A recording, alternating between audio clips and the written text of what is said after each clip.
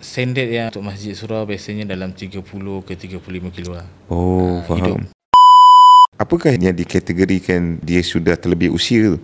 Biasanya ada yang saiz mega macam 3-4 tahun kan. Ada yang dah 70 kilo, 80 kilo. Jadi dia besar lah.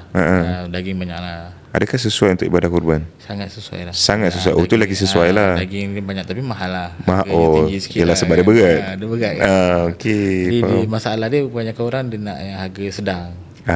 Jadi yang besar-besar ni pun kita ada. Kita akan standby juga supaya orang-orang yang nak korban yang premiumnya saiz SL ada.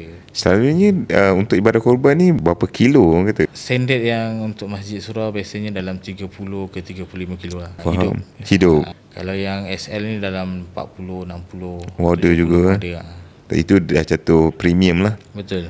Kalau lembu lebih kurang dalam 250 ke 300 kilo. Yang biasa surau dengan masjid lah. Tapi kita sediakan semua saiz. Kebanyakan mintalah saiz apa pun. 250 sampai ke 600 pun ada. Oversize orang kata. Oversize pun ada. Okey. Siapa yang minat kan. Boleh.